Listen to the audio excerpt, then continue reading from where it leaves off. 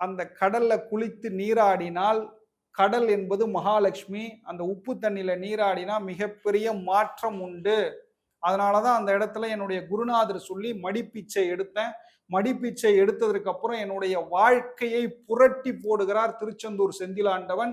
யார் யாரெல்லாம் வாழ்க்கையில ஜெயிக்கணுமோ அவங்கெல்லாம் மடிப்பிச்சை எடுக்கலாம். அது எடுக்கக்கூடிய விதம் எப்படின்னா, கூட்ட நெரிச்சலா இருக்கும்போது எடுக்காதீங்க.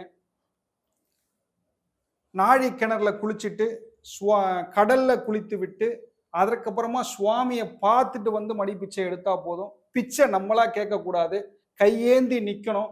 யாராவது பிச்சை போட்டாங்கன்னா பிச்சை போட்டதுல இருந்து ஒரு 25 நிமிஷம் எடுத்தா போதும். அந்த பிச்சை எடுத்த காசை நம்ம ஹோட்டல்ல சாப்பிட்டு வந்துடலாம், இல்லைன்னா உங்க வீட்டுக்கு அரிசி பருப்பு வாங்கிக்கலாம். தயவு செய்து உண்டியல்ல போடக்கூடாது, உண்டியல்ல போடவே கூடாது. அந்த காசை நீங்க வந்து ஹோட்டல்ல சாப்பிட்டு வந்துடலாம்.